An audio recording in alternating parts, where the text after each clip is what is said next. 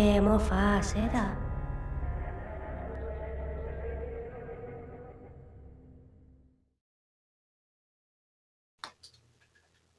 Welcome to Talking in Stations, a podcast about EVE Online. EVE Online, not EVE Online. And that is recorded live. I am your host, Matero. I would like to introduce some guests in just a second, but today we're going to be talking about a variety of things like we did last week. Apothny gracefully stepped in at the last second on Mother's Day. Thanks for that again. No worries. It's not actually Mother's Day in the UK, just as an FYI. That's why he could do it, I suppose. It was for the US, and so had to take off. But thanks again for doing that. And this week is going to be largely the same type of show where we have a variety of things happening because a variety of things are happening out there in EVE Online. So we'll be talking about the breaking news that Sort Dragon's avatar was killed up in the north, and we'll talk about that a little bit with the guy who planned the attack or plotted the attack, and he is Kunmi from Goonswarm, I believe. Hello. And we will go back to Providence and Pandemic Legion, moving to Asai, which is in low security space, is it? Yeah. And we will talk about that with Jintan. How are you? Hello. Yeah, I'm been mostly disconnected from the actual direct proceedings, but I've been keeping an eye on it as best as I can. Great. And probably Killer B, who's with us as well, will weigh in on that as well. How are you doing, Killer B? Hey, I'm doing good. I'm eating a banana. Okay. We'll make sure to give you enough This time. explains why he doesn't want it on camera. That'd be gift.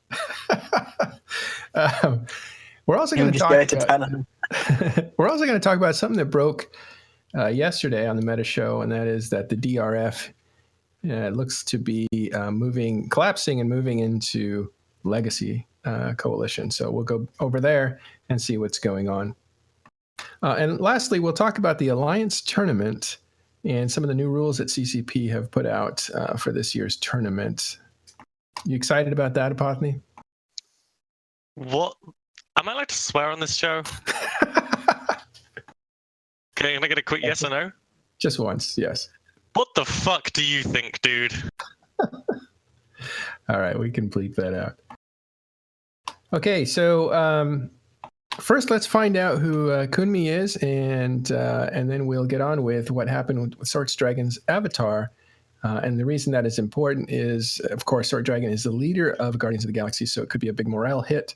But also, Sort Dragon's Titan going down is a big deal in EVE Online because the last time it went down, it was in the Battle of BTAC R, where he was the focus of intense focused fire and survived long enough to really turn the battle in BTAC R. At least that's one characteristic of what happened in BTAC R. We'll talk about that as well. But first, how are you, Kunmi? Good. How are you doing? It's a little early for me. Yeah, thanks for showing up.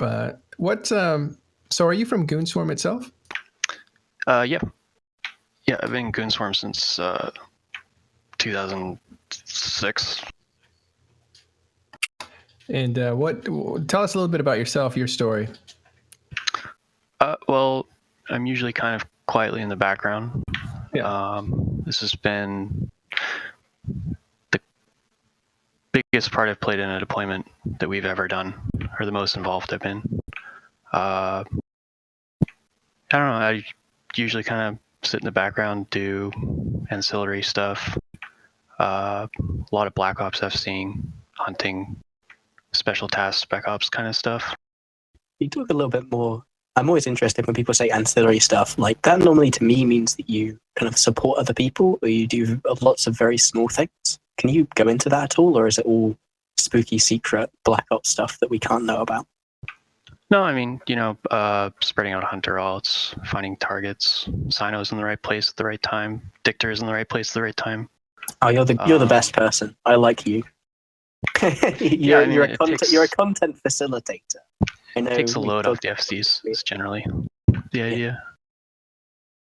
Yeah, I asked Asher if he wanted to be on. I also asked Sort Dragon, by the way, but Sort Dragon was unavailable. Wonder why.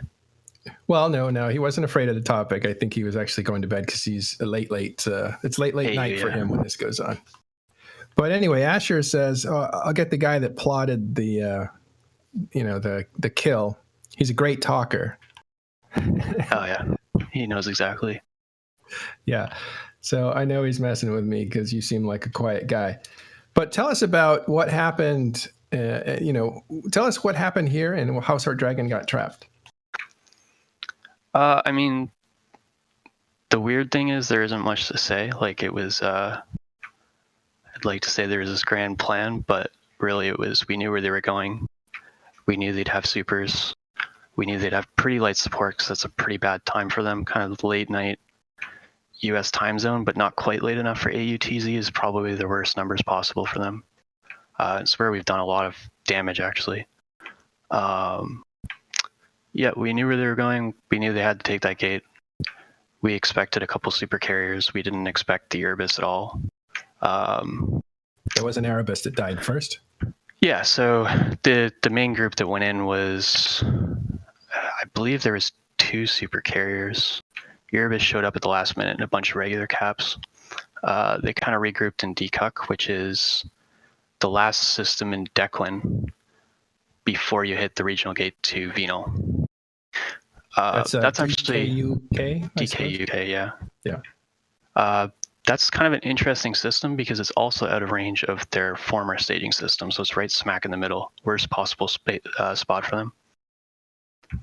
So the route they take is they jump to CCP, they jump to DKUK, they warp the gate, they jump, and then they're in their staging system with the Keepstar. Yeah, so they jumped in. We had dictors logged off on the DKUK gate. We saw them go through, we logged in, we bubbled up. Erebus showed up, so we dropped Drez on that. That actually went pretty quick. The bus dropped pretty fast. It didn't have a Feno generator, so that didn't help.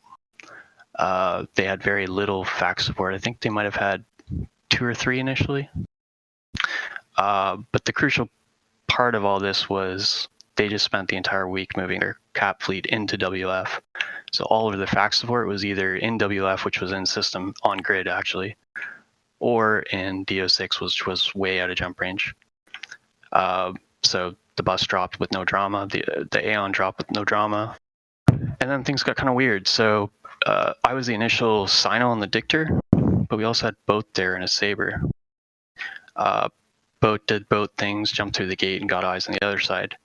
And as he was doing that, 2 avatars jump in or log in. That's actually not clear to me. One was someone strange. I think he's from Slice, if I remember right. And the other was Sword Dragon. So they both warped the gate. Someone strange jumped in, fired off a BFG at some of our dreads, and Sword Dragon just kind of sat there. So we mopped up some caps, went see dread, deaggressed, reapproached the gate, and just jumped everything in. By that point, Sword had started moving, but he was still about 10 kilometers off, and we just plowed the Istar fleet into him, bumped him off, and sieged again. So the other side of the gate, all their faxes had attempted to warp into the fight grid. And I think they were just focused, probably Sword Dragon himself was focused on killing our dreads on the WF side.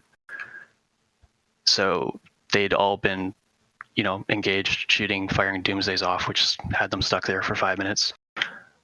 They were bubbled 130 kilometers off the gate, so they couldn't warp the gate or anything. All of his support was either in DO6, which was out of range, or gating to CCP, but there wasn't a lot of it. So we just kind of sat there and killed him. There was nothing he could do about it. Yeah, I think he didn't say so, but it seemed to indicate that he kind of logged in and ended up there. But I don't know if that's... Like the only thing I can think of is he was logged off there, which makes sense. He logged in, he warped to the gate, just forgot about it. Everyone was focused on the WF side on kind of just murder zoning our dreadnoughts. That he just forgot. That's the only thing I can think that can happen. Yeah. Now you normally dual box or triple box or multi box? $15, $17. Yeah. Yeah. I was guessing low. 15 different accounts at the same time. Yeah, usually it's a mix of stuff. So last night I had 2 Dictors, a couple Sinowalls, and 6 Dreads. Typically I've got like my 7 core alts that will do PvP-ish type stuff. So in this, Dreads are pretty easy to multi-box actually. Yeah, they're slower and you can have more time while they're doing stuff. But when you're doing multiple tackling ships, that must be, you must lose a lot of ships just because you can't attend to them. Oh yeah, all the time. I've lost thousands and thousands of bombers basically, and that kind of stuff is just disposable. Yeah, I mean, but you're kind of like an octopus, right? You're playing with 15 different possibilities inside of a certain area. Yeah, it's pretty big for Black Ops kind of stuff because you have to be in a lot of places at the same time. We've got a couple people actually. Zungen has even more than I do.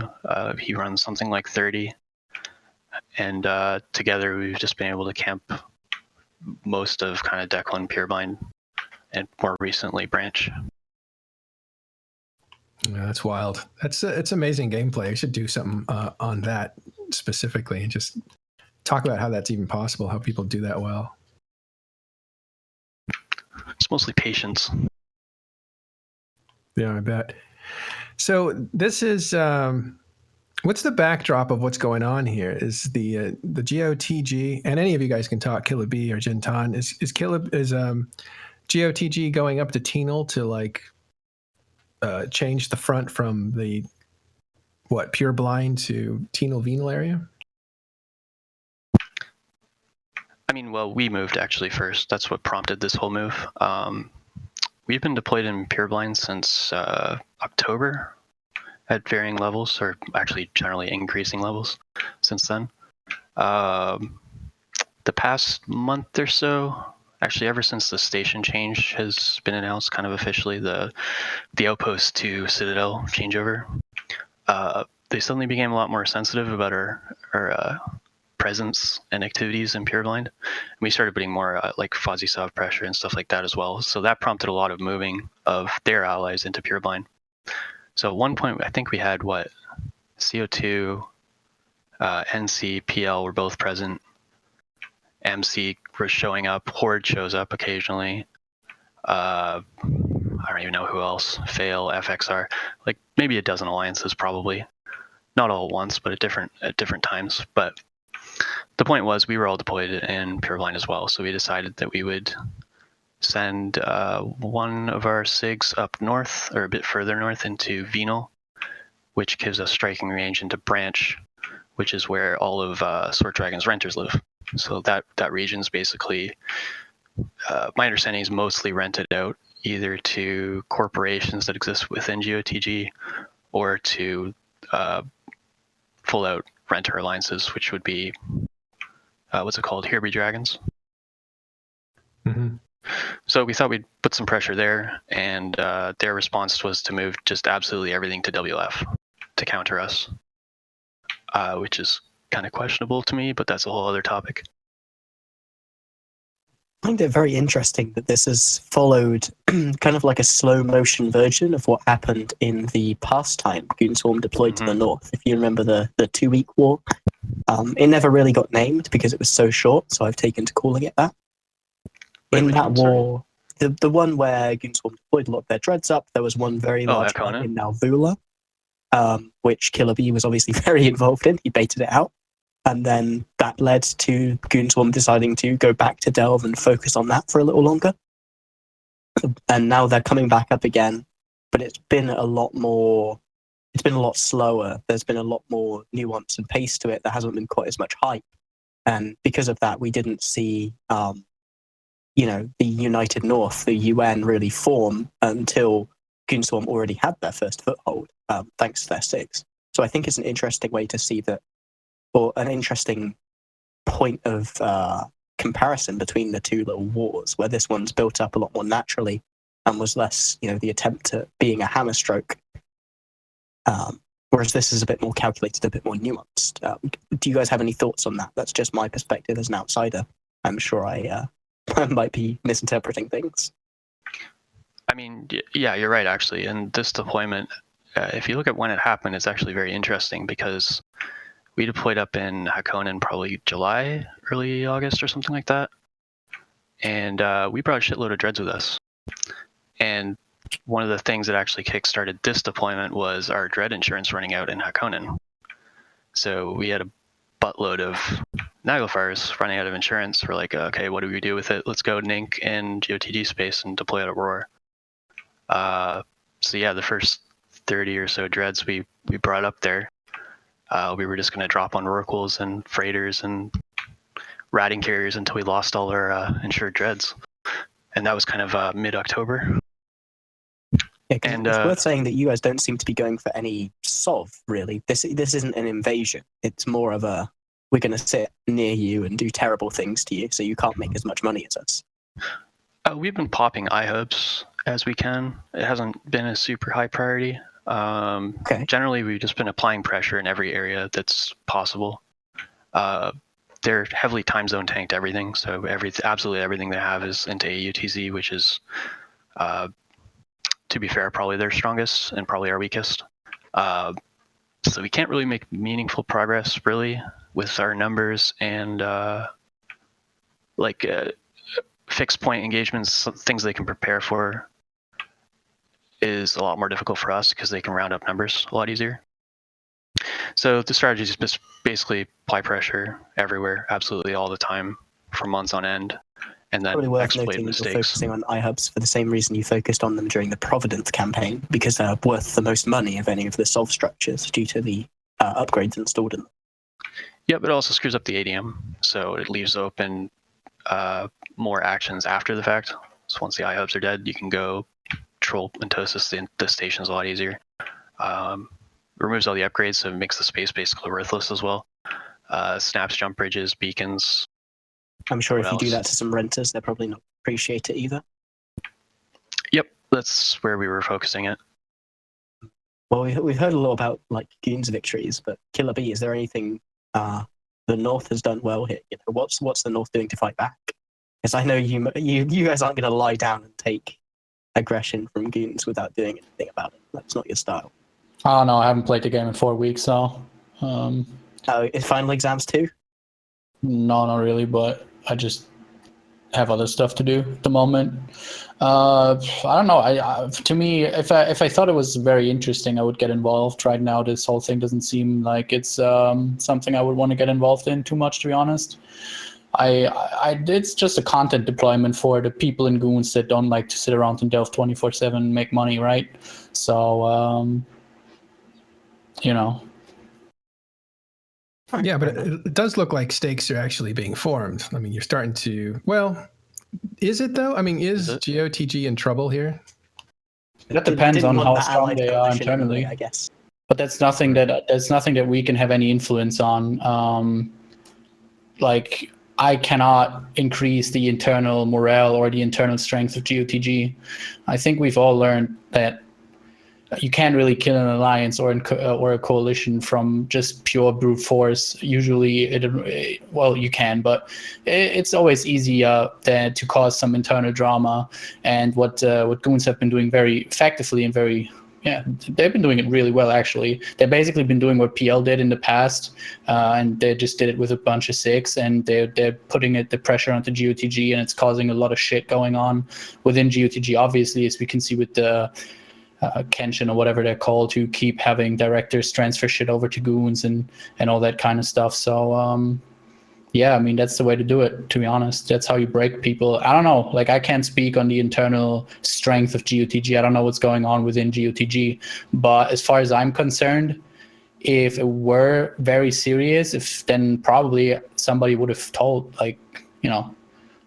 so far we've been told they can handle it. So we haven't really been involved too much. We show up for the occasional time, or we have our supers deployed to OTEC Y, which is on the border to Pure Blind, which allowed us to respond with supers a bit quicker when there was a dread bomb going on. And then sometimes we wormhole up with a subcap fleet as well, because we're currently deployed in Gehi, which is low sec close to Quarius, of course. So yeah, that's kind of what we do, and Mhm. I don't know. To me, it's all kind of just I'm watching it. You know, I haven't actually played the game, but we all know. Like, I mean, Gigex is basically running an alliance without being able to log into the game at the moment, right? So I'm staying in the loop. I'm reading the Discord channels and I'm talking to people, but it's just not enough at the moment to get me playing. I'm not very motivated to play at the moment. This is since FanFest, probably. Oh yeah, when I got back from FanFest, I basically disappeared after FanFest because during or right before FanFest, I got a call or like a message from the place I was working at. I was just working there very casually, but they basically offered me to work there more seriously and to do like a long-term, basically build up a long-term relationship with the company I worked at. So Nice. I basically took that, and that's why I've been just working mostly in real life at the moment. And the spare time that I have, I still have, spare time obviously, but the spare time that I have, I just chose not to spend on EVE. I do other stuff at the moment. Well, that's good. I'm glad things are going well in real life, and that's coming first, as they say, real life first. But you're actually doing it. But this is like, it may have started out as like these guys are bored. I just want to one sec. I wanted to reply to a dude called Service Charge in Twitch chat. Uh-oh. Our supers are not an X47, my friend. We have a Keepstar X47, but our supers are still an Altec Y. But thank you. Clearly, you know better than I. Yeah, don't trigger them, but don't worry about the chat. Sometimes they just know what they know. It's not usually the latest information, but there is a Keepstar there, right? So that's new. We dropped that Keepstar X47 as a response to like Kunmi said that we were planning on deploying supers into the X47 Keepstar, but then with the redeployment of the Reavers into Venal, we basically chose not to, so we could still somewhat respond within Tribute, because the position they deploy to in Venal actually gives them it's a very nice spot to be able to hit Tenal, Branch, and also Tribute if they want to via the QCAP gate. So they can do a lot of shit in basically all our enter space, and Altec Y is a better position for us to be in. Yeah, and that's the home of NC Super Capital Fleet, which is part of the Super Capital umbrella over the area. But what I wanted to get to is there are things at stake. I mean, even though this is just kind of keeping people busy and keeping pilots from logging off because they want a PvP, so you give them something to do. It's what PL does. It's what NC does. It's what Goonswarm does. But this has real stakes to it because GOTG seems to be, at least from reading about EVE, seems to be in a bit of trouble with. Not being able to keep their guys happy, because you can see there's a lot of defections from the coalition. And so this latest is a morale hit because Sword Dragon is their leader, and when his Titan goes down, it's noticeable. Unlike a lot of Titans, there was a time when Titans going down was news. It would have a full article on how it happened, but this was about 10 years ago. Things have changed a bit. Yeah, I like what Kunmi said. He was pretty right. Kunmi said he said I wish there was this great plan or whatever, but it was kind of just the way it happened. That's how it usually goes with EVE. There's not always a big scheme or big plan. People always think there is, but generally you plan to do something. Like Kunmi said, they were planning to drop on a smaller move up, probably hoping to kill a bunch of carriers, maybe a couple supers, and then it kind of just escalated from there. And that's how things usually go down in EVE. There's actually a great quote about that, which is the best plans are laid after the action has already happened. Yes. But Kunmi, I think you're a new podcast star because you have such a measured response to things, and you are a great talker. You have a ton of detail. So we're going to have to bring you on more often. I'll have to kill some more Titans first. Yeah. Well, I don't think I have a problem with 15 Please do. at the same time. Is there anything else that's interesting about this conflict? Where do you see it going, Kunmi? It's hard to say. We haven't had any. We very deliberately went in with no particular goals, so there wouldn't be any goalpost moving. I mean, Can't move the goalposts if you don't have any. yeah. I mean, it started as a Black Ops deployment, so worst case scenario, we can always fall back on that. And that's something we've kept up largely, even though we've moved on to hitting SOV, hitting Citadel, stuff like that. It's hard to say where it's going. I mean, if you told me even February that we'd be treadmilling in the scale that we are, winning fights the size that we are, I wouldn't have believed you. So who knows what the next 2 weeks will bring, let alone 2 months. I could see GOTG's lost a lot of members. We can see that on Dotlan, and they're spread out thin. I can see a consolidation happening. I'm sure they'll see Pureblind after the station patch. I would be surprised if they didn't immediately. So that'll be a change, but all that'll do really is condense them into Declan, which isn't a good position for them to be in either. Why not? Easier to hunt. And what'll happen to Pureblind? Who knows? I think French Connection has interest. Banderlugs has interest. They've been scooping up. Actually, we've been breaking iHubs and stations and stuff, and then Banderlugs has been sweeping in and taking them. Fail as well, or Cascade Imminent, I think they're called. Every time we drop an iHub near their space, they drop their own. I don't really know what's going on there, and I don't really care as long as we're breaking stuff. So I think Pureblind will just shift over to some people that still have loose affiliation with GOTG, but won't be under their direct control anymore. That's just a prediction. Do you guys, what's the wider plan with the North if these things are breaking? Are you installing people, or are you letting the vacuum get filled naturally? No interest.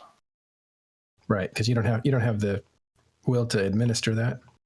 I mean, and it's pushed as far as Cloud Ring, but I doubt they have any interest beyond their immediate border systems either.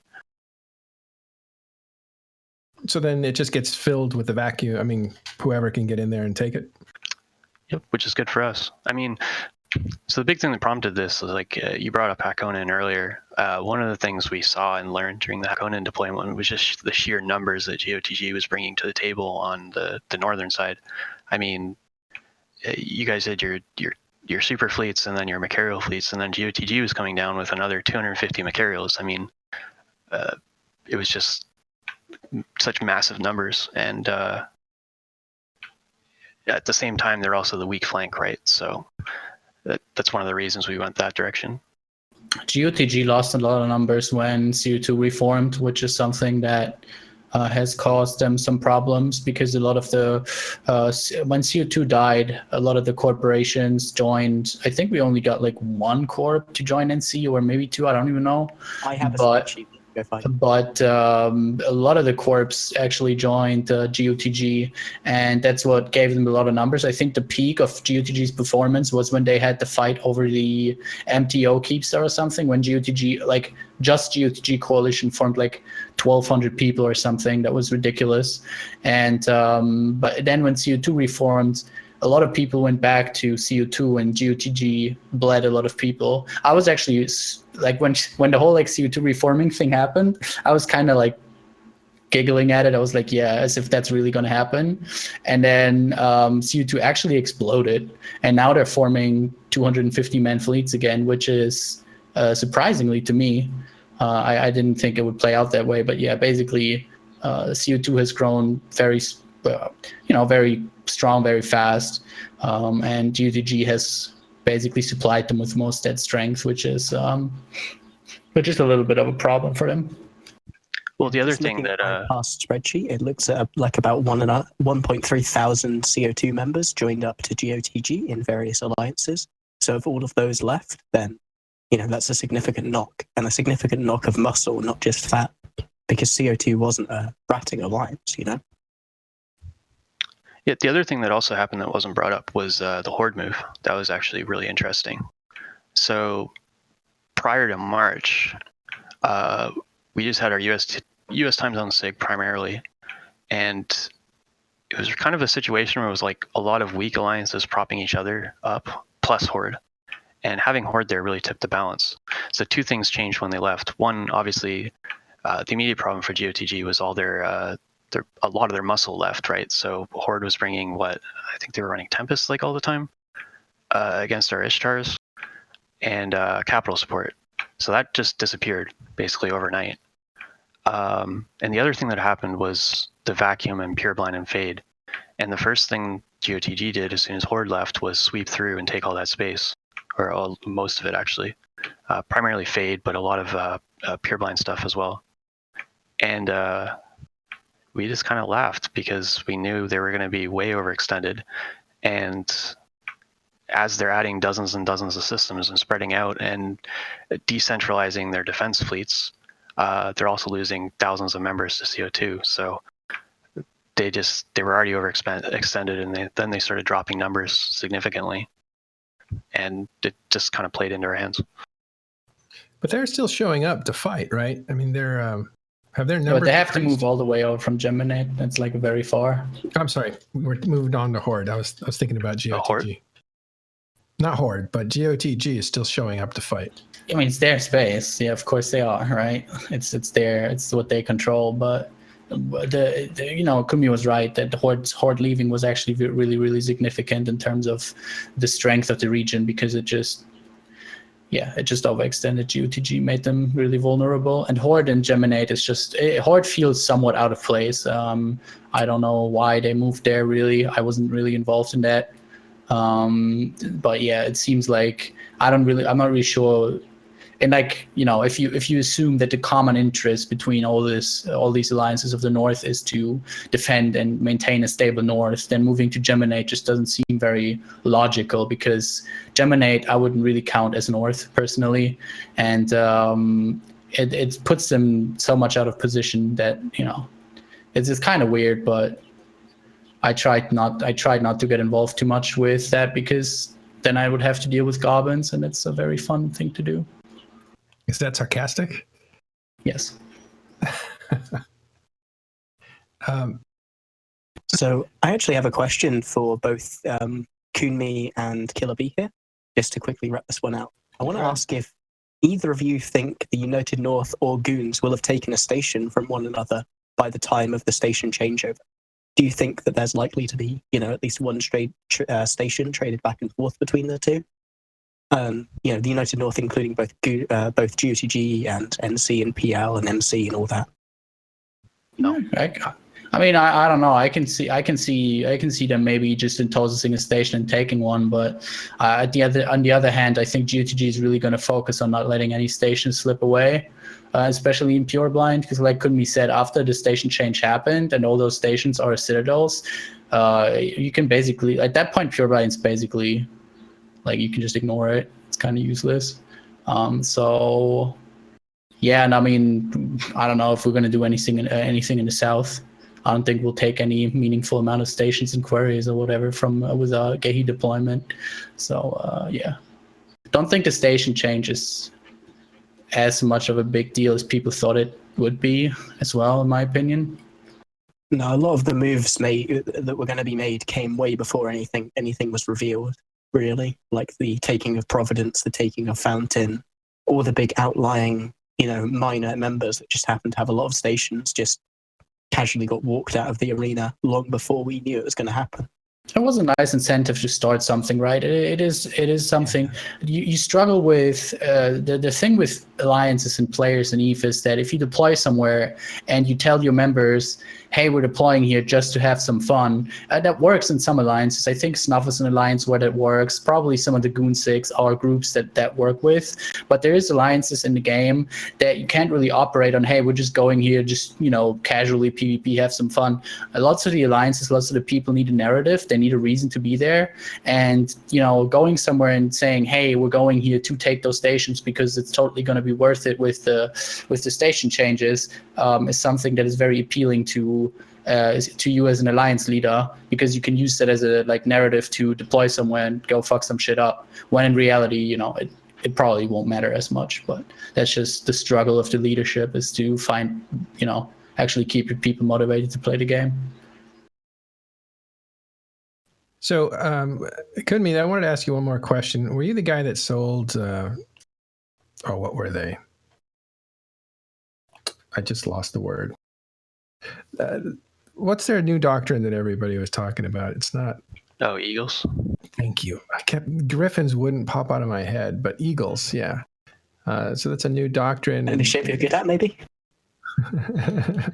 No. I'm Sorry, not good at that was harsh. Well, That's rude. I'm we not like an all these alpha rail player. doctrines.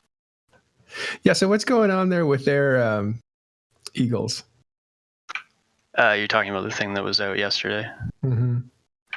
I think that probably overblew a little bit. I sell a lot of Tech 2 stuff. It's kind of my income stream that I can run while deployed or anytime really. And back when GOTG was adopting them, like obviously I have orders up and I can see who's buying stuff. And I noticed someone went through and bought like 40 ships off me, and turns out it was Sword Dragon, or one of his alts. And meanwhile, like we have spies in their alliances, and they were having a lot of complaints about the Eagle contracts that were 650, almost 700 million-esque. In parallel, I'm watching the JITA prices that I'm selling them at to GOTG alts that are kind of the 260 million range for the hull. So, but there was also supply issues at the time. JITA got wiped out at one point for about 24 hours. So it was definitely a little bit overblown, but there's definitely some suspicious gouging, not necessarily from their leadership, but whatever's available there is pretty expensive.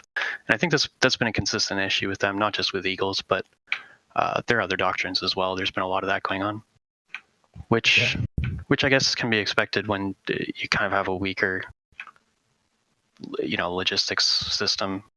I don't know. I haven't spent a lot of time outside of GSF, so I don't know how other alliances do it, but that would be pretty bad if we had something like that. They follow a model that's fairly similar to how Providence used to do their logistics, which was basically just anarcho-capitalism. Then it makes a lot of sense. Like a lot of people will just say, people will get the ships here, they'll be, sold, make sure it's at a reasonable price. And reasonable does include like a total 20-30% markup, which, I think that could be within potentially. So that wasn't anything that was done deliberately, because the Gehi market for NC. is also being blown out. I mean, like the prices of Tech 2 has risen extremely too since then. I mean, I don't think you can. I haven't checked recently, but I think hacks are all over 300 million-esque now, and if they aren't, they're going to be. Yeah. Yeah, that's something that, the whole T2 issue is something that basically the way that the moon changes worked out, there is basically only two real groups in the game right now that are effectively mining the moons, which is Test and Goons, because like for example, NC just doesn't have the members to moon mine effectively, because we don't like to run, for example, we would probably have to run alliance mining, moon mining ops and stuff like that, which is something NC would not like very much. And there's not a whole lot of other big groups in the game that are effectively moon mining. So that obviously gives Goons the ability to manipulate or, kind of control the T2 market, or at the very least produce T2 at build cost for themselves, because they have the minerals available to them. And then everybody else has to pay the ridiculous JITA price for it.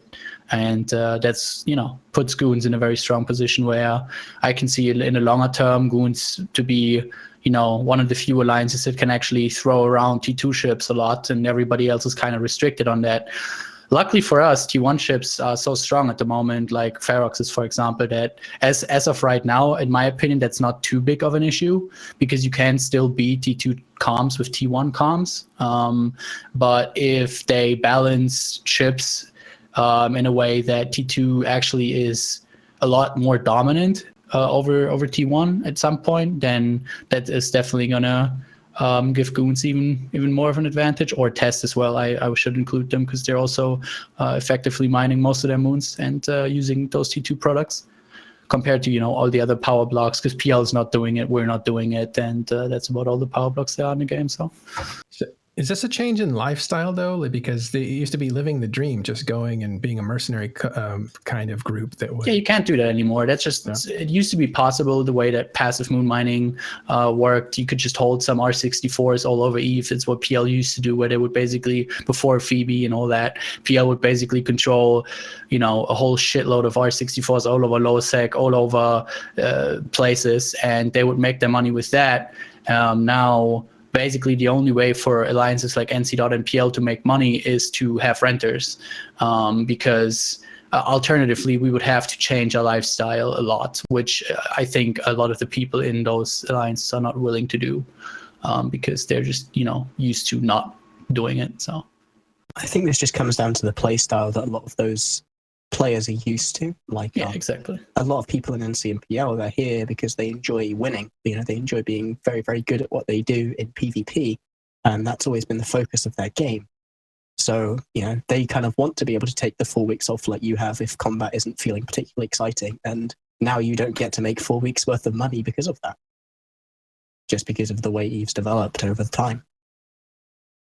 That's a very interesting. I think the concept would work. Like that concept would work really well for EVE if, because you know, if CCP actually planned it to be that way. I think it would work out if EVE had a lot more players. But with the amount of players available to the game right now, there's just not enough. There's just not enough players. It would be interesting if, you know, the North had the combined player numbers that that Goons have, or the Imperium has, and that Test has, Legacy. If we also had those, we would also be able to mine moons and stuff like that. Or you mean sustained numbers there, because we've seen that you've been able to bring the same level of peak numbers as the Imperium in the past. Yeah, but that's just because we have more dedicated, like that's just because our peak, like, so for example, NC Dot, right? We have about 800 quality over quantity. I get what you're trying to say. Yeah. So it's just Goons have a lot of people that are basically just Care Bears, and they log into PvP if they absolutely have to. They get there like 1 or 2. I don't know what the. Let's not throw stones here.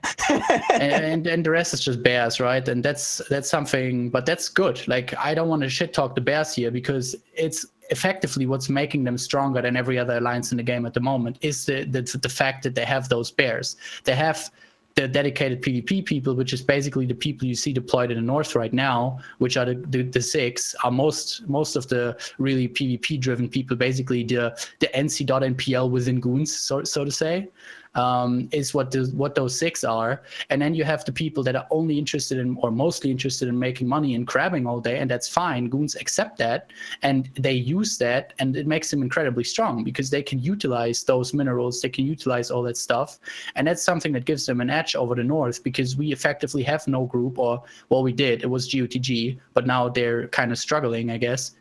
So it is, you know, it is something that they have on us, basically. Right there. See, we do talk about keeping people busy and that kind of stuff, but there can be more than one reason for doing things, or one reason that, say, Imperium leadership would continue to fund heavy losses for these SIGs that are doing things, because there's more than one reason for that. One is the SIGs just want to have fun in PvP. 2 is now we see an interest in it, and that is attacking the income generating part of the North. So even if it wasn't for that reason, would you admit that taking out GOTG, or at least disrupting their ability to, you know, do T2 mining and do the usual stuff, is affecting the long-term health of the powers of the North? Yeah, of course it is. I mean, long term, it is a very effective thing to do. I'm not saying it isn't. I'm just saying I don't think it was all schemed out like that. I mean, Aerith is probably going to say it's part of his 8-step plan to take over the universe, and that's fine. But you know, Actually, one of the drivers was I talked about the Hakonnen deployment, spare dreads, and the numbers GOTG was bringing. But the other reason we went there was the MER reports. Actually, they were the one. I think they were like number 3 or something. They were on the point was they were on the upswing, and their mining numbers, their adding numbers were just constantly going up.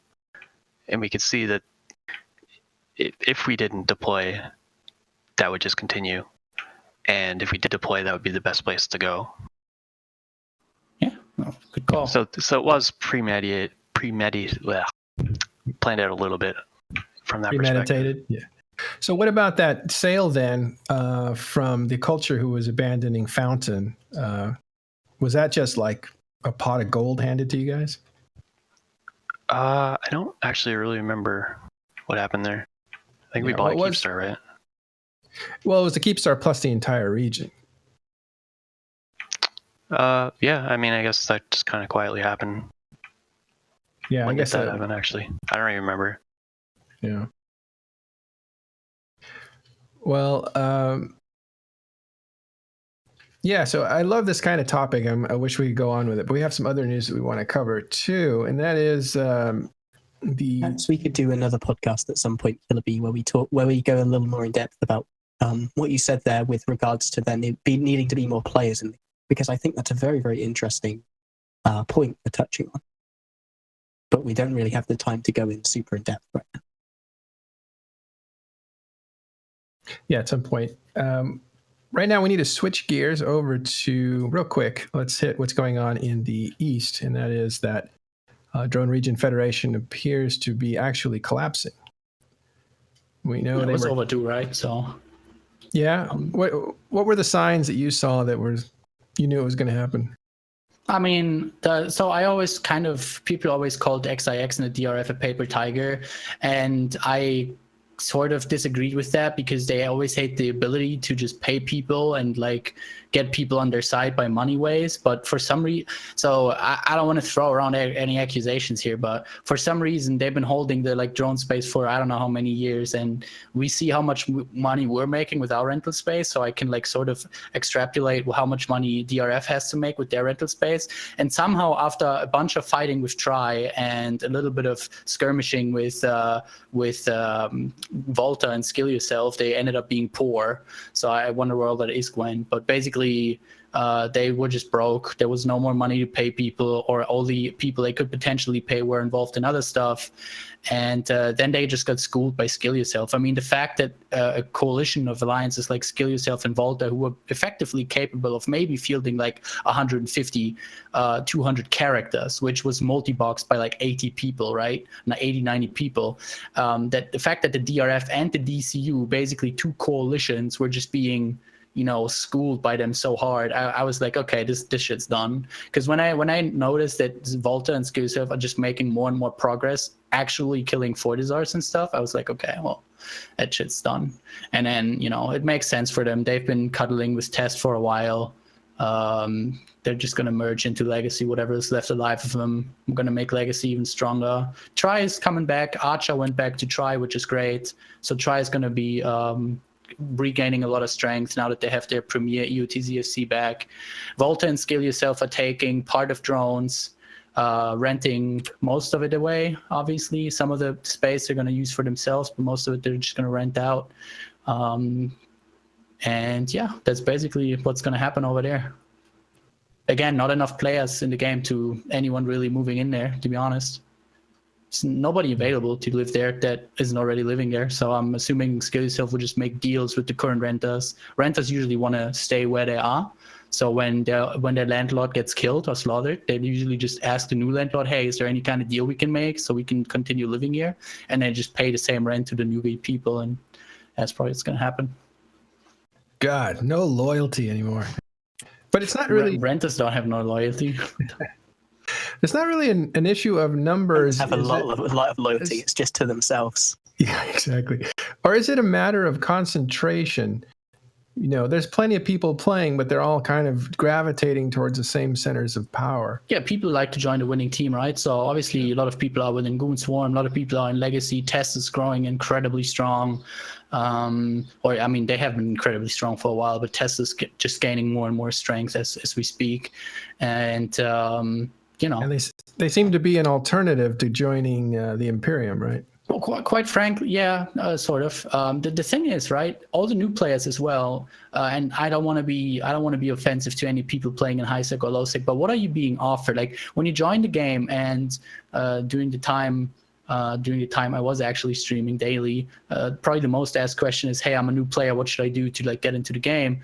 And the answer is always, hey, you need to find a group of people to play with, find a newbie friendly corporation and alliance, and then go hang out with them. And there is just three really good, well-established newbie-friendly groups in the game, or I guess four, which is Pandemic Horde, Karma Fleet, Brand New Bros, which is part of Test, and then you have Eve Uni, but I love Eve Uni, but they're kind of whatever. I guess you could play with Eve Uni for like a couple not a weeks. good stepping stone into nullsec politics. Yeah, exactly. If you want to be a part of the big war, the big stories that you read about on the news, then you're going to have to join one of those three I mentioned first.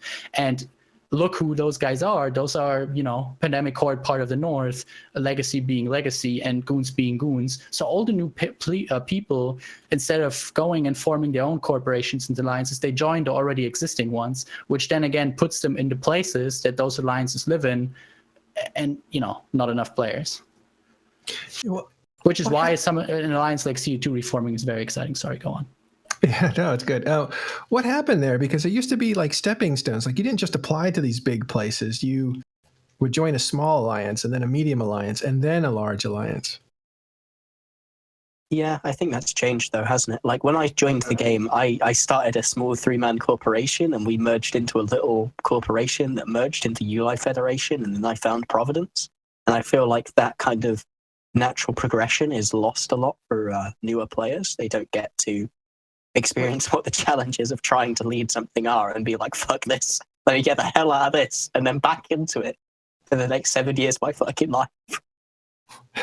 Well, you used to like nurse your kill board, right? To be available to qualify. Like you used to try to get out there, get kills, get your scoreboard up, and then you would show that as part of your resume to an alliance that you wanted to join. Or man, do you remember SP limits where you had to have 30 million SP to join someone's corp? Right, SP limits, right? Yes. Yeah. This is so old school, Eve. I love it. They still exist to some extent in some places, only not in a hard number count, but you need to be able to fly these things count. Yeah. I mean, that was the idea, but the fact that you could just generalize and say, well, if they're 40 million skill points, that we can assume this. If they're only 6 million, we can assume they can't do a lot of stuff we do. And the more different things they add into the game, the more diverse your skill set might be. So you kind of have to focus on the specifics more than if you have 30 mil SP, you will have these skills. Because now if you have 30 mil SP, you could have fucking anything. You Right. have 30 mil SP and PI.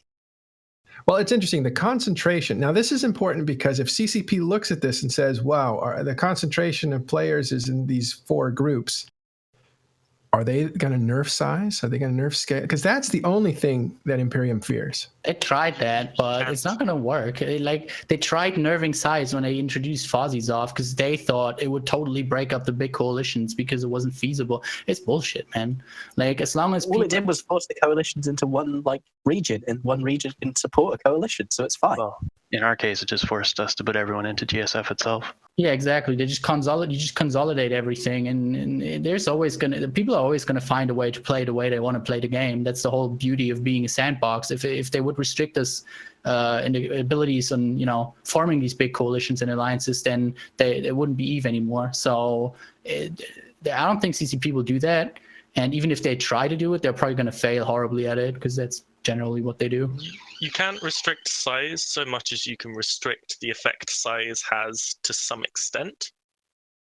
I generally what CCP has tried to do in the past is increase resource tension as your size grows. So the bigger your alliance gets, the more complexity you have to deal with in order to keep your coalition being effective. And historically, that's always hit the smaller alliances a lot harder, because smaller alliances have very little leadership redundancy. So all it takes is a couple of extra bits of complexity, and their leadership structures tend to get overwhelmed very, very quickly whenever anything goes wrong. And that's always been the problem with how CCP's tried to design around large alliances. That's not just Goonswarm. That's also things like Pandemic Legion when they were, kind of king of the hill in the pre-Phobie days in terms of capital warfare. Pre-Phoebe, we call it. Phobie. I refuse to pronounce it correctly now because I pronounced it incorrectly once. And now I'm sure if I just pronounce it incorrectly for the whole time, everyone would just believe that's the correct way. Well, what's interesting is if you don't curb the number concentration, then anytime you put in conflict drivers, it's going to be dominated by whatever group is interested in dominating that. Every one of but the that's 3. also part of the sandbox, right? Because Well, this is going to be stupid. I don't know shit about the real life politics, but I just want to say, like, the strongest and biggest groups are always going to be able to dominate at whatever they put their mind to. The goal would be to put too many things in the goal would be to put so many valuable things that are worth doing into the game that they just can't possibly do all of them at once. So that, for example, if goons focus on activity A, it will leave activity B and C for other groups. And that's what you want to do, but that's just not the case in the game right now. Basically, whatever the big groups put their mind to, they can achieve that. Done. Like, there's nothing you can do about it. The strong do what they can, and the weak suffer what they must. Yikes. What's a pacifist to do? Right, Nice Jinzu. quote. It's not. That's not even Sun Tzu at all. That's fucking ancient Greek. Come on, Fatni, you should know this. Doesn't matter. You're a fucking nerd, dude. Just saying. Oh, you guys are making me kind of, have to bleep a lot of things. Okay. Another thing we wanted to talk about, speaking of the tables being turned from weak and strong, we have Test imposing their will on Providence. And it looks like Pandemic Legion, who is very well known for many years now to be a juggernaut, is having to back out because they are just getting swamped by the amount of people coming in from Test. Are they actually giving up on it, or No, I don't think so. No, like it just shows again to prove that like all of Reddit are completely stupid. Like it's just another case of that, really. Like the level of meme about PL getting destroyed in the dumpster. Oh my god, they're evacing and running away. Like so. Gotta say, no, that dumpster You can meme was amazing. Like, ask anyone who's ever done any level of alliance leadership. If you have a forward staging base and a group like 5 times your size, and you don't have your super capital fleet on this side of the map, and they certainly have theirs, do you keep all your shit in that forward staging base when you can't contest a single grid effectively? No, you don't. You get all of your stuff to somewhere safe. PL are still fighting. Like, I'm seeing pings every like 1 or 2 hours to go and do stuff. Like the fighting is still going on. We just moved so that if Tests decide to blow up all our stuff, they can't. Like it's just a lot of dumb. That's what I've heard. The PL is still forming. They are still fighting. It's not like they've disappeared or even given up on the area. Yeah, so like the thing is that as was I guess leaked in the Pro God pot calling the kettle post, it was said that like when we were getting to the time changing round, PL was like, okay, we've taken Provi, nobody's really contesting it. Let's look at other deployments, because PL and B can back me up on this because he was in PL for a really long time at kind of like the highest FC level. Like PL goes where they think they're going to get the coolest content and fights the vast majority of the time. And Provi was like, okay, we've taken the space, we've got it, the thing's going to flip, where do we go next? Then Test, after letting Provi die, decide that they now want to put their attention there. That suddenly means there's a ton of content here. So the plan changes from where do we go to get content? Oh, content's already here, so we don't need to move anymore. So it's not so much, again, the meaning of goalpost shifting. It's like, well, PL are doing what they always do. Why is everyone surprised? Yeah, and it's worth noting that. Sorry, actually, go ahead. I've lost my train of thought immediately. Well, I was just going to say that like in terms of like the sheer numbers argument, I'm really interested to see how many stations each side's hold towards the end. We've had a bunch of like third-party groups come in and start hosting stuff. Obviously, Test are trying to take as much as they can. I'm really interested to see when the flip comes, who owns what. I'm personally expecting Tests to have a very big chunk, maybe probably more than half of it at least.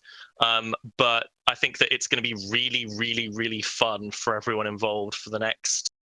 How long is it? It's like just 2 weeks or something? Yeah, just over 2 weeks. It's going to be awesome. It's going to be absolutely fantastic for everyone involved, in my opinion. Yeah, I looked, and the amount of stations that are actually flipping is considerable. I didn't realize there was so many. Did you know there's only 12 Pandemic Legion SOV structures left in Providence right now? 12. Yeah. Out of like 100 and something?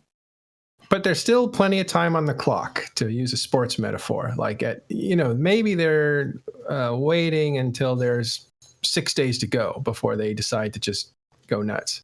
Or maybe I'm being optimistic. I don't know.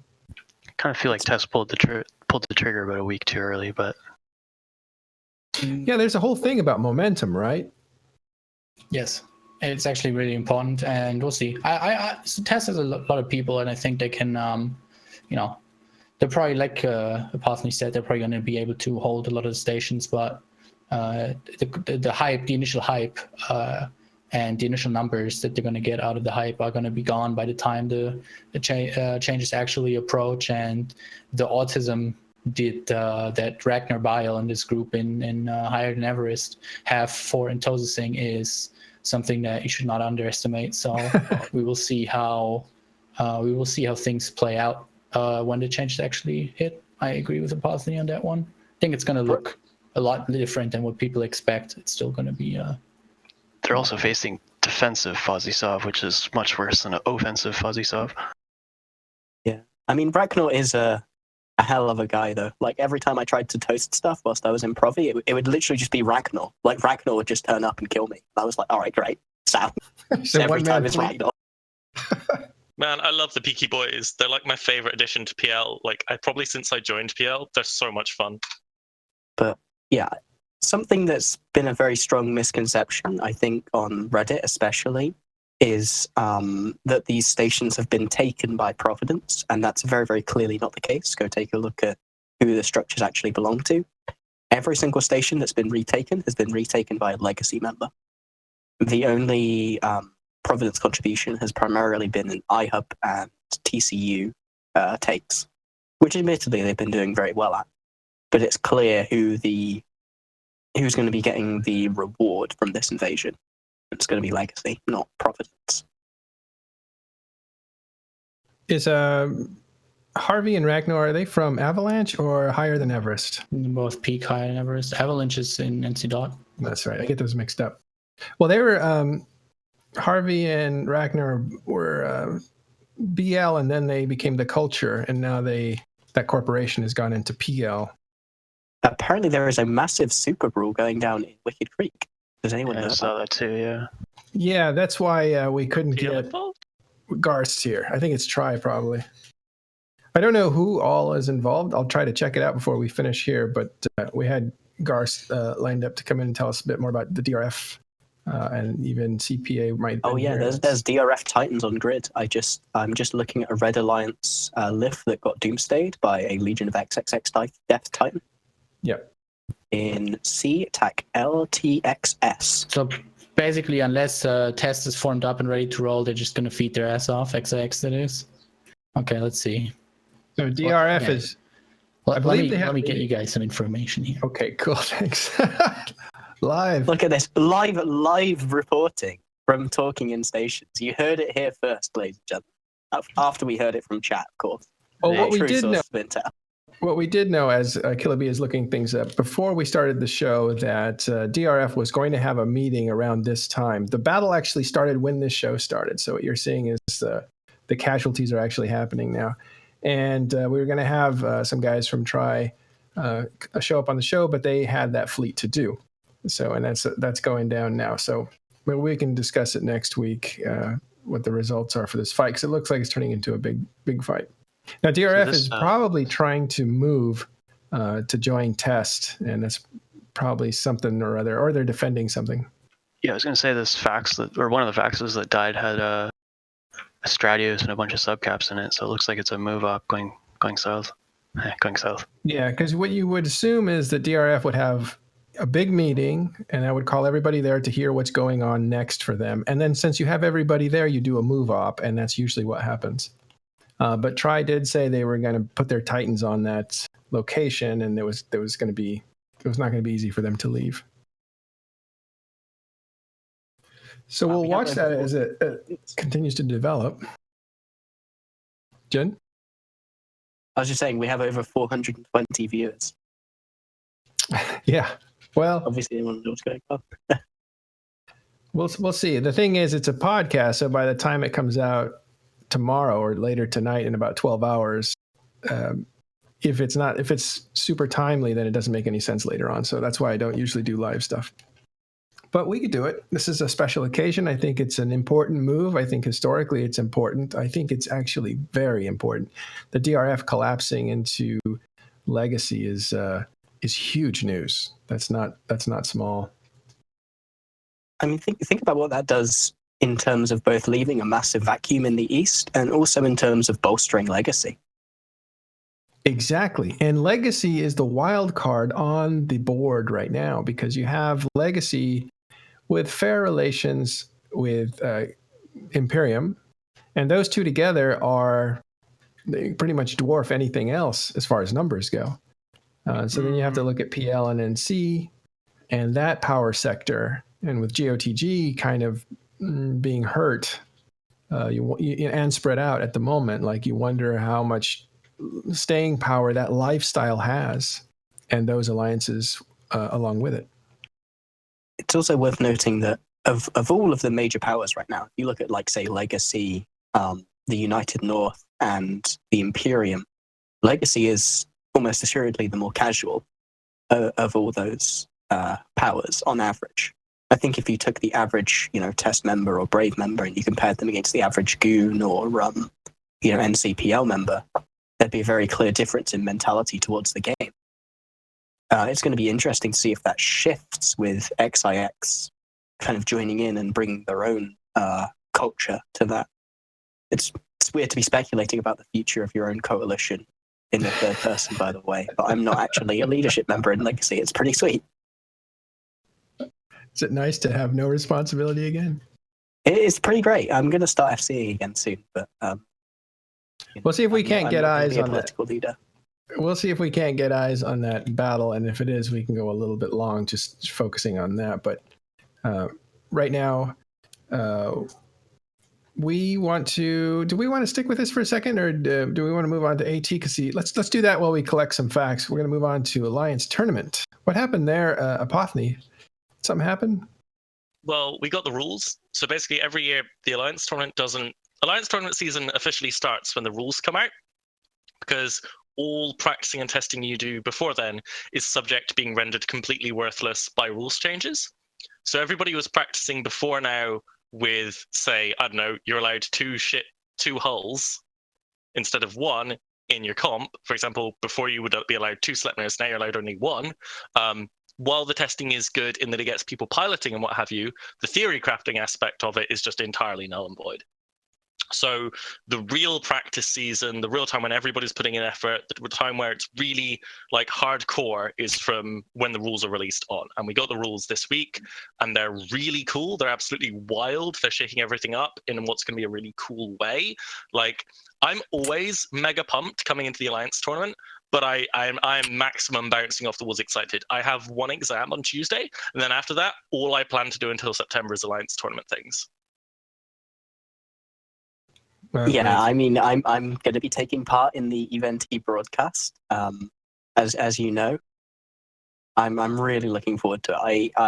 There's actually be a podcast later where we fully chunk down all these rules with some more of the casters. But yeah, you've highlighted the main stuff there, where we're getting into a place of real deep theory crafting, one of the most intense theory crafting exercises in EVE Online. Outside of like some of the stuff they did for the Amar Championship, where they gave people like 24 hours to theory craft up 7 comps or something. I feel so sorry for the people in the feeders rounds, because they've got like 2.5 weeks? Yeah, when are the feeder rounds actually, and where can you see those? I think it's it's 3 weeks from now. So the weekend 3 weeks from now, 9th and 10th of June, if I'm not mistaken. And those will be the people who are fighting for 32 of the spots in the main tournament. It was amazing last year, and it's really good for the tournament scene for more ways than Matterall will give me time to talk about. So check out the feeders on the 9th and the 10th. That will be on the Eventi channel, because Eventi are producing the whole damn thing this year. Feeders, main tournament, everything. I think I'm hosting that. I'll be involved somehow on the show, and we'll just be getting through as many matches as we possibly can.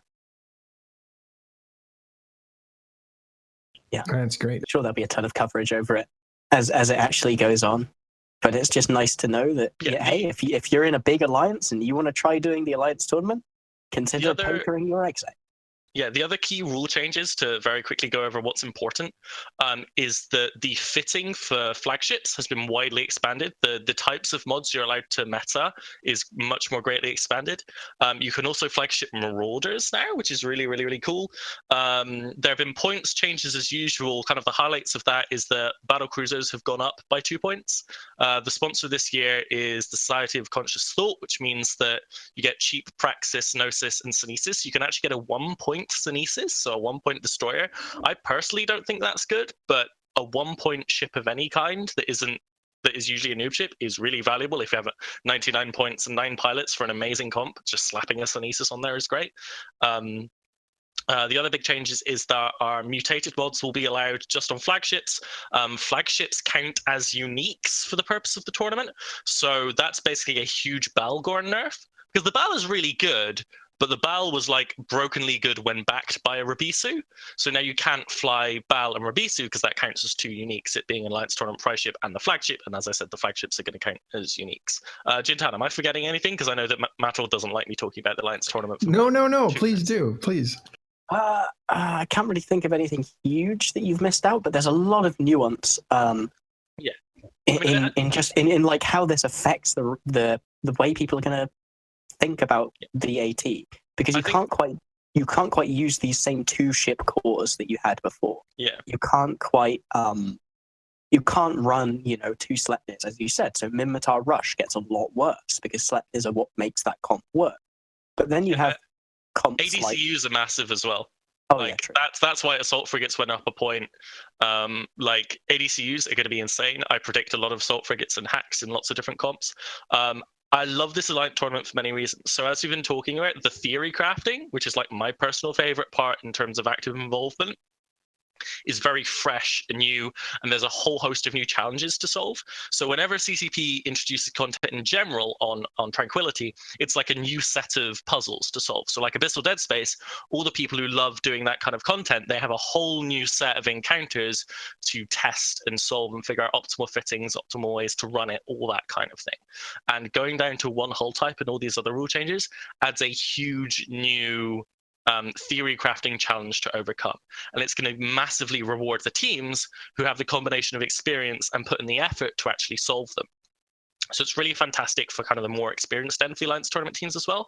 But then also, this Alliance tournament is fantastic for younger teams, because not only are more hulls going to be needed to be used, so you're more likely to be skilled into those hulls, the feeder rounds and the earlier rounds of the Alliance tournament give so many more people in the game an opportunity to get hands-on experience at going into the Alliance tournament. This was true last year in the feeders. It's going to be true this year in the feeders, where an Alliance who hasn't taken part in the tournament before can take part, get a couple games, and build up that experience, see whether their members like it. And it might be the case that some of those members are inspired and say, hey, we really love this, we want to become an Alliance tournament Alliance. Because before getting into the top 64 teams, you have to put in money for the draw, basically, or get lucky. But now everybody who wants to be involved, who even think they might be interested in the Alliance tournament, can get involved. And the feeders, I'd say, is the most important part of kind of expanding the love of the tournament to the wider EVE community and making it more relevant to the wider EVE community. Equally, if you want an example of like what a first or even I don't think it was their first time, but it was certainly one of their, they never made a showing like this before. Laserhawks coming out of nowhere and taking 3rd last Alliance tournament, for example. Yeah, I'm pretty sure they've done 1 or 2 before, but yeah, I'm sure they did amazing well. But they spiked out of nowhere. They went from like, maybe they'll hit top 8. That would be very nice for them to. Oh, they're just casually in the losers final. Sweet. Yeah, I mean, last year was the proof that God is dead in terms of the Alliance tournament. Like the old until like 80-12 history of it's PL versus Hydra and everyone else doesn't really matter. That's just dead and has been for years. You can be involved and you can do really well. I'm saying as a new team, winning 2 games should be like your goal and your hope, in the same way that if you are a brand new football team, you shouldn't be expecting to beat Manchester United in the finals of British football. That's my extent of knowledge of British football, I'm sorry. But honestly, the most fun for me happens before day one, and I'm including the fun I have hosting and commentating, which I love. Just like working on a group project with 20 dudes that are all really passionate. You work with them almost every night, solving problems, working together, flying together. That is, in my mind, what almost everyone loves about EVE in some way or another, whether you're a PvP guy that loves working with your FSC team, whether you're an industry guy that loves working with your logistics people.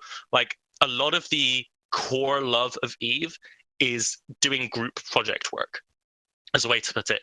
And the Alliance tournament is a fantastic opportunity to engage in the fun of that.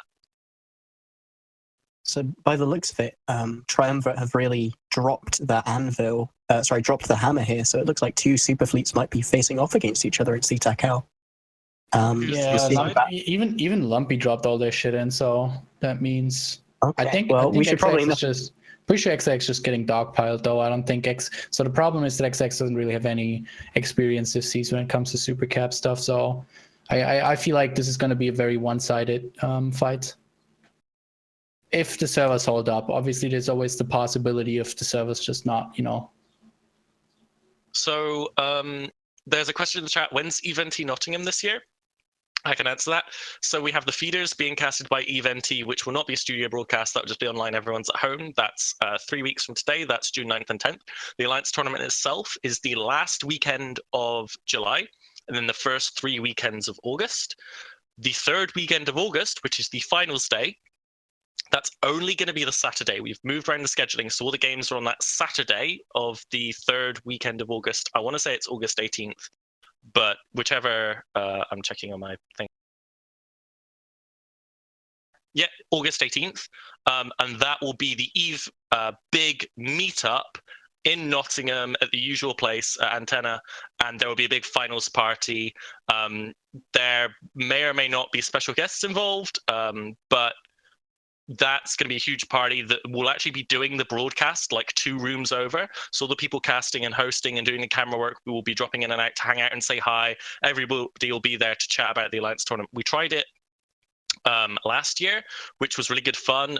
It was kind of late notice and it wasn't advertised very well for people to show up for the last 2 weekends. So we got a couple people down, but it wasn't like a huge event.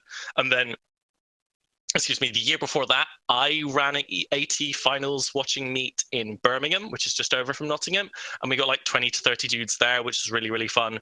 So kind of this has been building up probably like for like the last 2 years in terms of having a big official finals party. So definitely, if you can be in Nottingham, England on the 18th of August, it's going to be amazing. I'll even let you put on my suit as long as you're not so big you tap. Basically, be a fully grown man and you're not gonna fit. Like, if you've got children with you, then they might fit into it. Hey, it used to be me. Now you get it, son. Wait, are you both going to be commentary this year? Yep. You bet. They can't separate us. Joined at the hip. I mean, I've been casting and hosting the damn thing for 4 years now, so like you can't avoid me at this point, Matterall. I'm sorry. No, actually, you're kind of winning me over, I gotta say. Especially like how you explain that it's a different part of the game about problem solving. That's compelling. Dude, you should hook up with the NC team. Like the NC have a really good AT team. Like they're really solid. They've got a lot of skilled people and they've got the money to kind of like back up all of that. Like you should totally have a go at getting involved. Yeah, that's Nidspur, one of the FCs for NC that actually Killaby knows very, very well. And they're already training, if I'm not mistaken. I don't have any time to commit to linear things, so I can't be counted on. And that really puts me out of a lot of things in EVE. Well, one of the great things about AT practice is that people always need people to show up for practice. So if you make one practice a week, you are useful in that one practice, either by helping clear up the arena, flying a ship to make sure you can do in-houses or whatever. Like So teams that expect to do well have to practice really, really, really hard. But there are various scales of involvement. You have the people who run the team, who basically it is their job for a couple months. You have regular pilots and theory crafters, so people in kind of like my category. I make as many practices as I possibly can. That's kind of like what I put my hobby time into. And then you have people who love the tourney but have busy lives or whatever, and they'll turn up to one practice a week, one practice a fortnight. but there will still be a use for them. Whether it's, like I said, clearing up the arena, just making sure you have 20 people in ships to do in-house scrimmages. And the more people you have, the more practices you run, the more data you can get.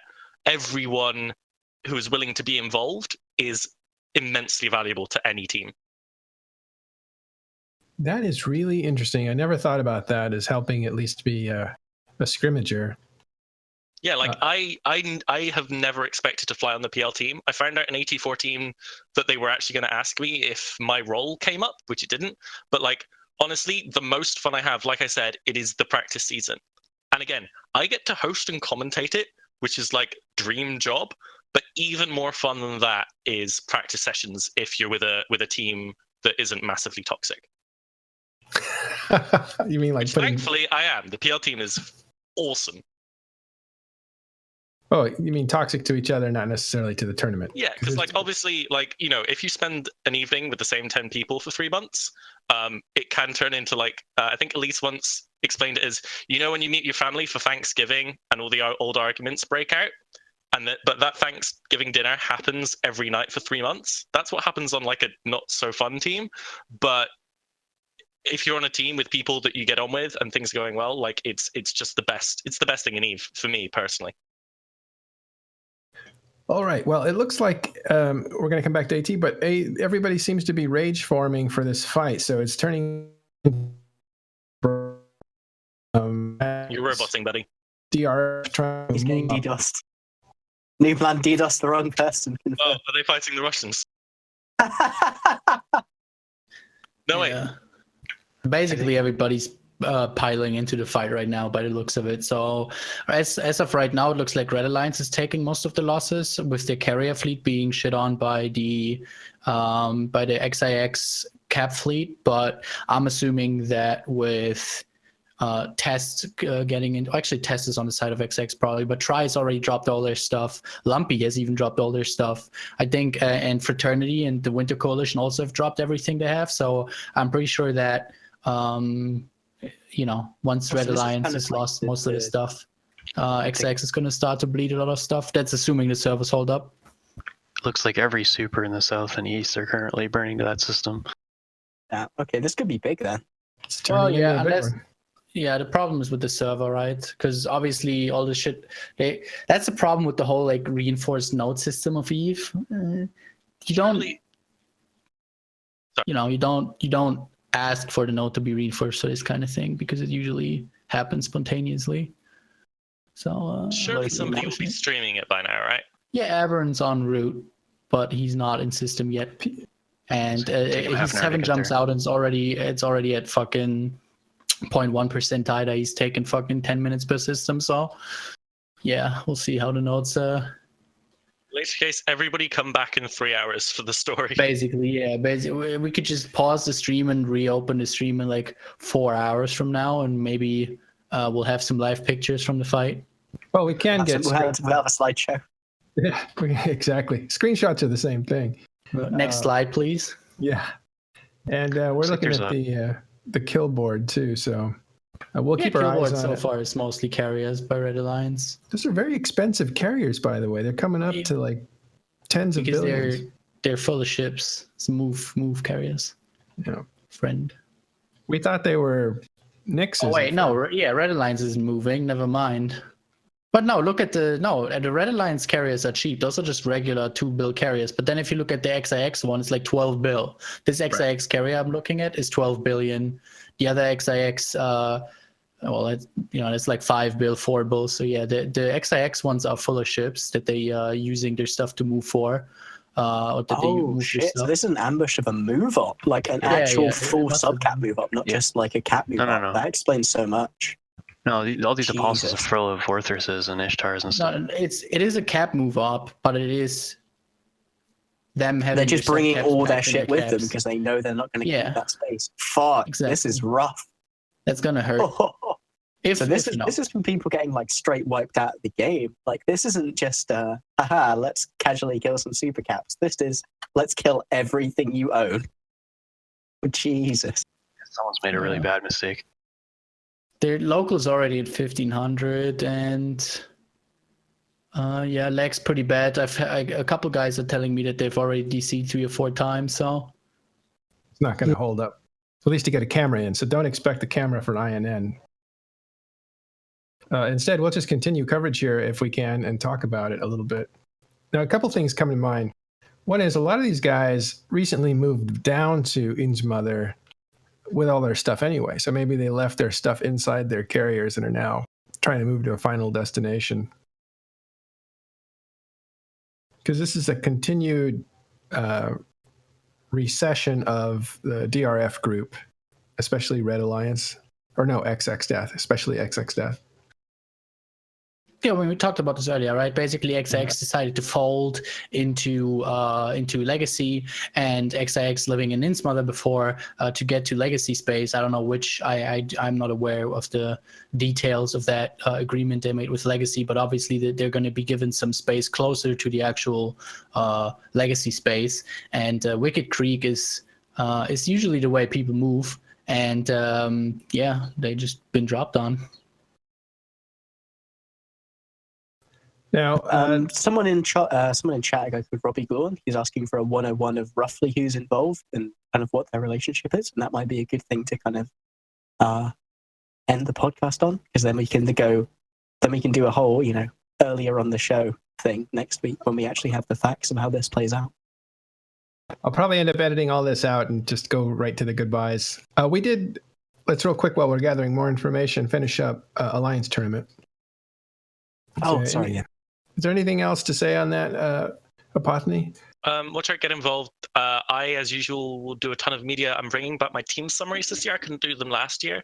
So I'm going to be hopefully gathering more than just me to work on basically a summary of when the teams involved were announced. I'll be like who they are, when they formed, what their Alliance tournament history is, what they do on TQ, because I think one of the most important things for people who aren't already super technical analysis tournament nerds to kind of enjoy the tourney is so that you're not just watching for your team on that one match on a weekend. It's whenever you see teams, you go, okay, it's this team versus this team. This is interesting because this story is good because, and I think that doing stuff like that is super important.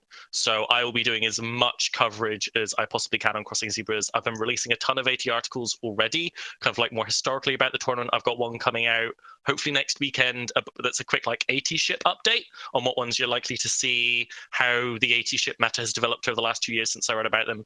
So Crossing Zebras for my coverage, and I'm sure that tons of other people will be doing coverage as well. And then also in an hour and a half on the CCP stream, there will be a bunch of us going through the rules in detail and kind of really theory crafting the crap out of what we expect to see this year. As much as we can, obviously without revealing secrets that we plan to use, and also kind of chatting about how awesome the tournament's going to be this year. Spoiler, it's going to be fucking amazing.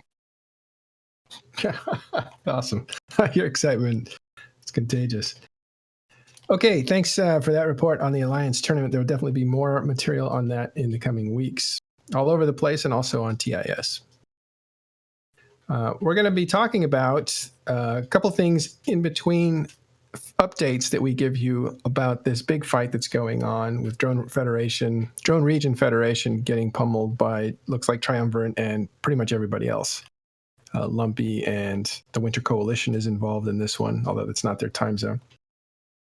So we'll keep an eye on that. Looks like a move op that's gone bad as they are trying to get to Legacy, their new home, Legacy Coalition, that is. It's Red Alliance specifically, and Red Alliance is not part of the DRF, just as a heads up, Mataron. They were part of the Imperium, but I'm not entirely sure. It's not the Red Alliance move up that has been dropped on. Because the expensive carriers are the XIX ones. The ones full of ships are owned by XIX. It was an XIX move up by the looks of it. And I think Red Alliance were just the first to drop them, which is why they're losing all the carriers, because all the response that XIX dropped initially obviously focused on their initial aggressors, right? So Red Alliance is just losing a lot of chimeras right now because that's their carrier doctrine, and that's just what they dropped on XIX with. So they're trying to keep XIX in position whilst everyone comes. Yeah, while everybody else dogpiles in. Okay, so there's a rivalry there, isn't there, between, XX Death and Red Alliance aren't in They're not the same Russians. It's Russians, bro. All Russian alliances hate each other apart from the ones that work together. Like, there's ever since the Russian Civil War, they've never liked each other. Yeah. So Red Alliance and Triumvirate working together to pummel a move up from DRF, which was basically the lead alliance in DRF is XX Death. I don't think we've explained that very well, but DRF is a coalition, Drone Region Federation, and they have recently retreated from the drone regions. The major alliance in that group is XX Death. Those are the guys that are moving. Those are the guys getting killed by Red Alliance, Triumvirate, Winter Coalition, and Lumpy's in there too. What's Lumpy a part of these days? We've just had the first Fraternity Titan down. Oh, Fraternity.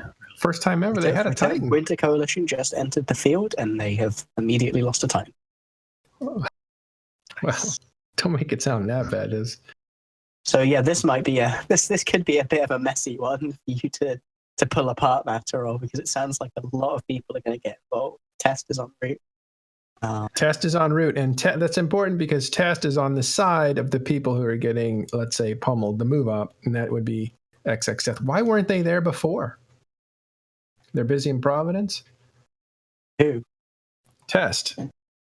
Test is they're bringing XX. They're staging in Provi right now, so it's probably hard to get caps there. In fucking Wicked Creek. How far If away is XX was dropped on a move up, Test wasn't there already because they didn't plan on that happening. You never plan on your move up during getting dropped on. Yeah. Looks like it's 3 or 4 mids from Providence for supers. Yeah. Killaby, why don't move ops get hit usually?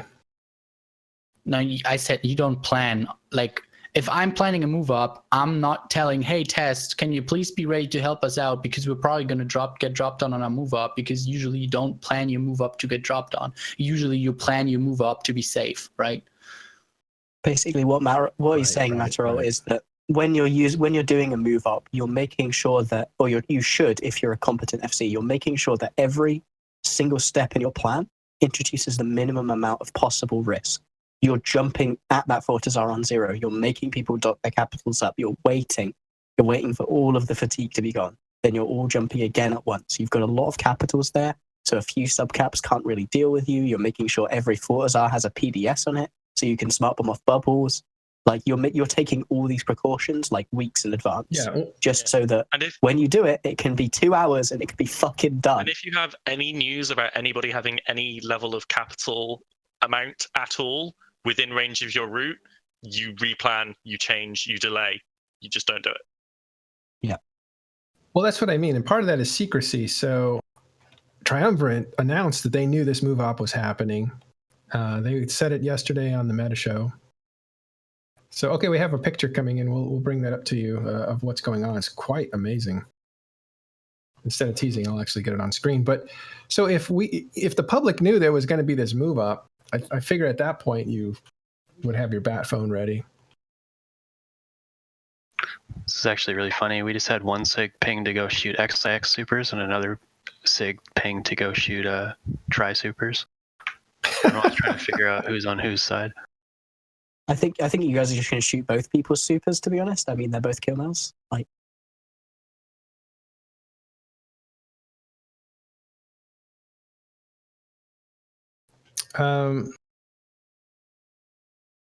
Yeah, it is kind of a. Let's look at the politics here. I mean, you basically have XIX trying to make a move. You have Test that will definitely be on their side since they're going to be allies in the near future. So what's Imperium's view on this? Everyone's trying to figure that out at the moment, actually. Because you don't necessarily want to upset a possible ally in the future. I mean, we kind of have soft ties with Red. We don't work with them at all, but I mean, they live in PB, right? But at the same time, we kind of have soft ties with Test. So I don't know. Well, this is what happens when you have blue trills, I guess.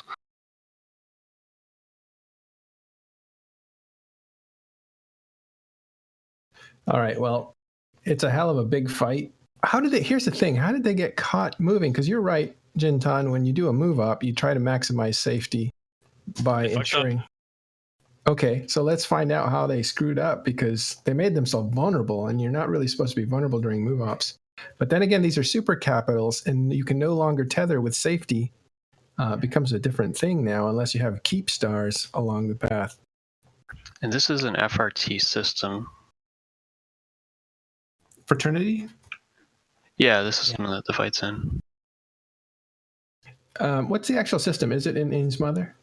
CTEC LT.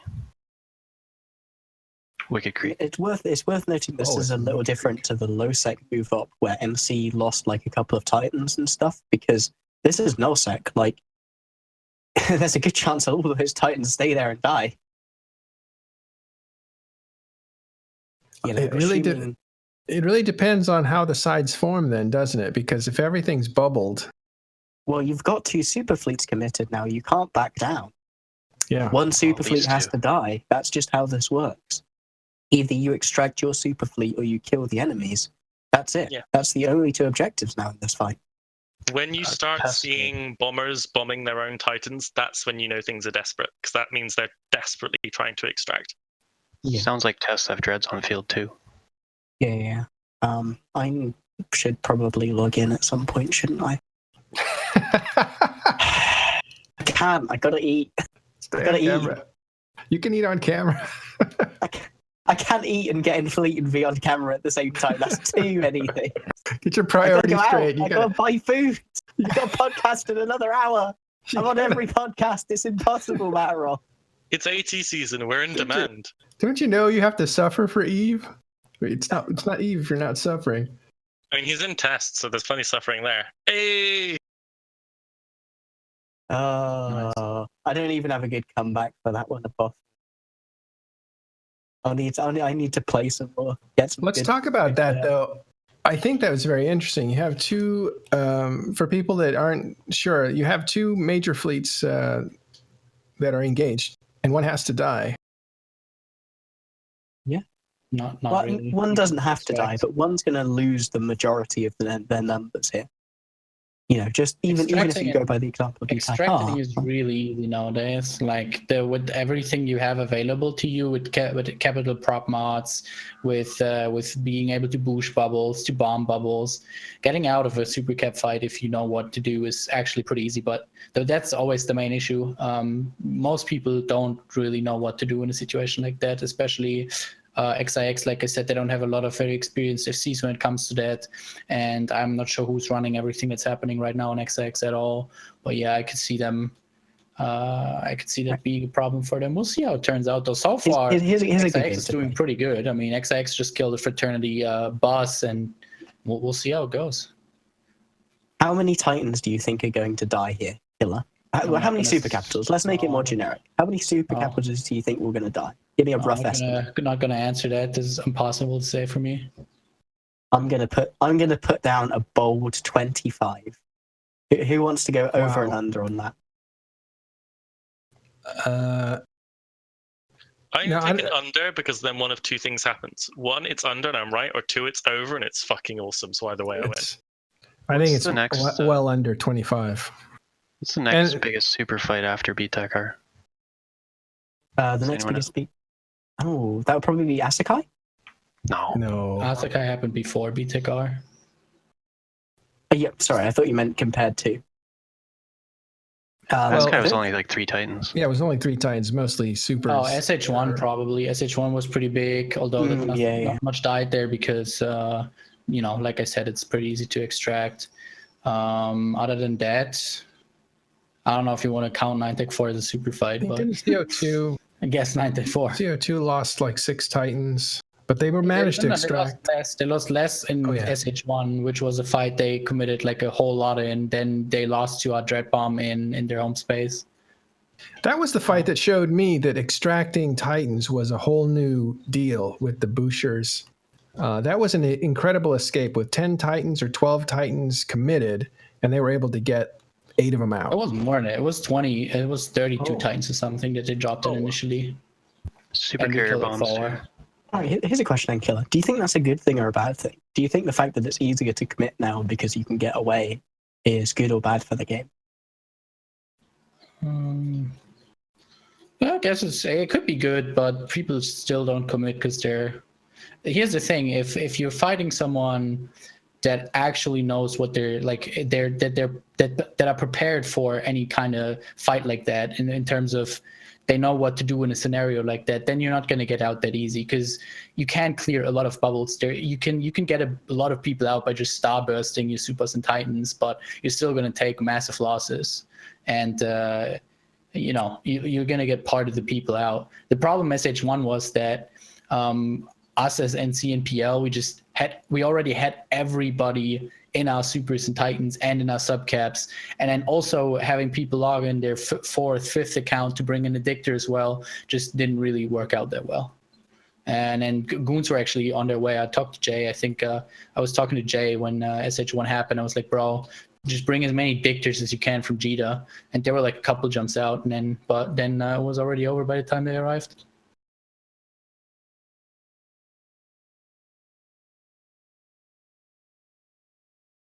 Yeah, so it's Red Alliance, Dream Fleet, and Tri versus DRF. This is a Russian brawl, isn't it? Wonder if we'll see any AoE DD stuff. I hope we see some lances. Lances are amazing. Yeah. Not actually like good, they just look really pretty. Oh, lances are pretty good. You can wipe battleship fleets with them. You just gotta aim them right. It's pretty hard to use them in tie-dye. Yeah, tie-dye, generally everything is kind of sucks in tie-dye, but it's just tie-dye. But lances are pretty strong. Bosons are, in theory, very strong too, but it's like what I learned in 9 Tech 4 when I tried the Suicide Titans. It was something that is actually, especially in tie-dye, it's incredibly hard to pull off because everything is so warped. Like the assault, not assault damage control, the fucking emergency hull energizer that usually lasts 20 seconds. You have to account for that in tie-dye, and then you don't know when to hit the last boson, and then it all kind of messed up, and nothing ended up dying. Boson's really hard on an Insino at the best times anyway. We have reports of Doomsdays going off. All right, well, sorry, never mind.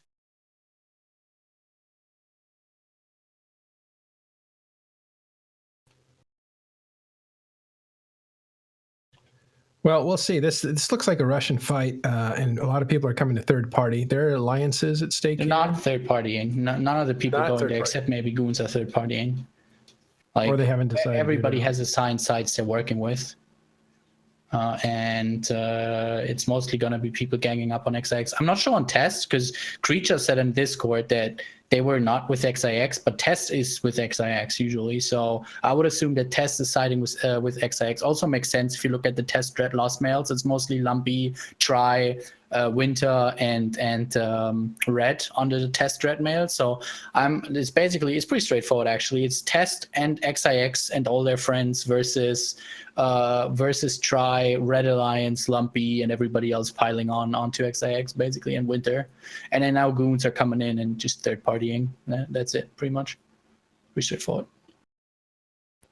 The Russians sparked it, but pretty sure that the other people are going to dominate it, especially Tri is probably going to dominate it. But there's fleet.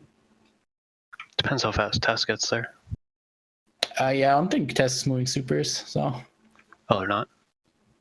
Oh, doesn't look like it. I guess they can just trade some dreads away then. Yeah, probably just dread bombed. Because all their supers are in ERVK as well, right? So even if they're moving super, it's going to take them some time. That's a lot of hardware on the field. Looks like there's more dreads landing right now. Yeah. More Tri. Might be one of the most expensive grids in a long time. One of the most expensive what? Grids, like amount of ISK committed to a field. You could probably, 9 Tech 4 was obviously bigger in terms of overall ISK committed, but What do we have on? One second. What do we have on local?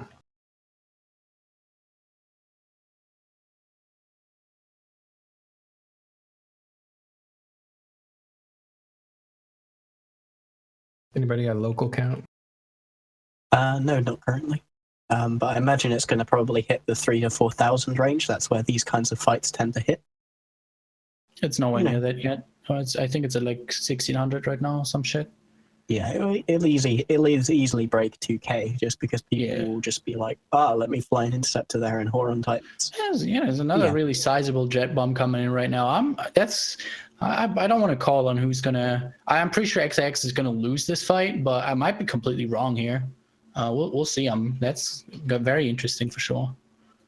But Actually, here it's my personal experience. Test Supers might be on the move.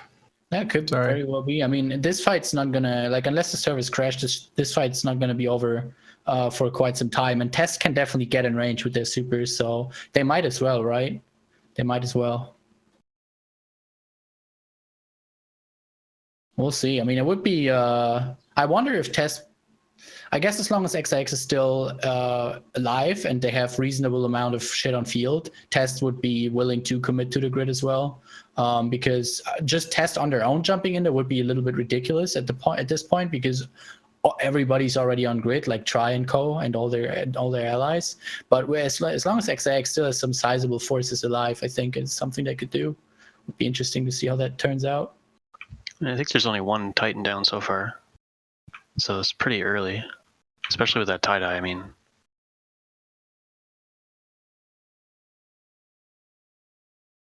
the fight hasn't even keep in mind that we've been talking for this for like 30 minutes now, but in game time that fight has been going on for like 2 minutes. So that's amazing because of tie-dye slowdown. Yeah. This fight looks like it's going to go on for at least a few more hours, at least. Yeah. Which means there's plenty of time to cover it on the next episode, most likely. Oh, that's right, because we got to give up the clock. Yeah.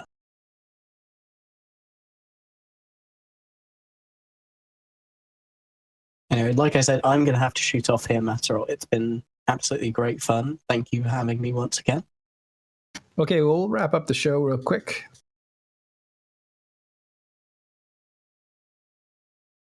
Yeah, as you can see, the fight that is kicking off has interrupted the end of the show, so we went to that. It's going to grow, this fight, and maybe one of the biggest fights that you've seen in a very long time. Well, actually, not a very long time, because 9Tech4 wasn't that long ago, and BTEC-R really, relatively speaking, wasn't that long ago either. But this may be one of those big fights. We shall see. Thanks for joining us. If you check out Twitch, there is another channel that has the fight live. I think it's a Russian guy streaming it.